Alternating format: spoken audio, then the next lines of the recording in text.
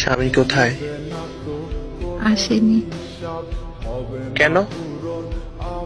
সে অনেক রাতে বাসায় ফিরে, 2টা 3টা। এত রাতে কি করে বাহিরে? আমার না কাউকে বলতে লজ্জা লাগে। এ নেশা করে প্রতি রাতে। কি বলো, সত্যি নাকি? টাকা পয়সা থাকলেই কি নেশা করা লাগে? কি করবা? মানিয়ে নিতে হবে। আমাকে না অনেক বকে। লাইফ মানেই তো এনজয়, তাই একটু নেশা করতেই পারে। টাকা দিয়ে সবকিছু হয়, সব কেনা যায়, আনন্দ, ঘোরাফেরা, স্বপ্ন পূরণ করা যায়। কিন্তু ভালো থাকা যায় না। কে বলছে পাগলি ভালো থাকা যায় না? বেকার ছিলাম বলে তোমার আব্বু আমার হাতে তুলে দেয়নি তোমাকে। পৃথিবীতে টাকাই সব। আমাকে কান্না করিয়ে দিলে। তোমার ঠান্ডা মস্তিষ্কের কথাগুলো ভিতরটা দুমড়ে মুচড়ে শেষ করে দিচ্ছি। কখনো খারাপ চাইনি তোমার।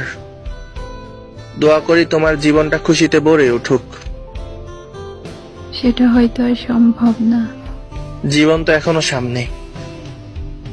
বাকি জীবনটা কিভাবে কাটাবো আমি? কি করার বলো, ভাগ্যে যেটা লেখা ছিল সেটাই ঘটলো।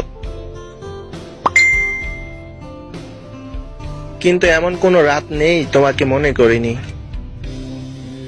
এখনো ভালোবাসো আমায়? চুপ, একদম চুপ। এগুলো জিজ্ঞেস করতে নেই পাগলি। তুমি এখন অন্যের ঘরের বউ। তোমার তো শুধু একটাই কথা, ঘুমিয়ে পড়ো। চিন্তা হচ্ছে খুব। আচ্ছা, তোমাকে খুব মনে পড়লে আমি মেসেজ দিব কেমন? না। কেন, বিরক্ত হও? তাহলে আমাদের এই সুন্দর সম্পর্কটা পরকীয়া হয়ে যাবে। যখন খুব বেশি মনে পড়বে তখন কি একটু মেসেজ দিতে পারবো না বলো? তোমাকে রিপ্লাই দিতে হবে না, আমি পাগলের মতো মেসেজ করব, তুমি শুধু দেখবা। প্লিজ বারণ করো না। আচ্ছা, অনেক রাত হয়েছে, এবার ঘুমিয়ে পড়ো। সকালে আমাকে অফিসে যেতে হবে। যেতে ইচ্ছা করছে না। আচ্ছা, নিজের যত্ন নিও। এখন তো আমি আর শাসন করতে পারবো না, তবে আগের দিনগুলি মনে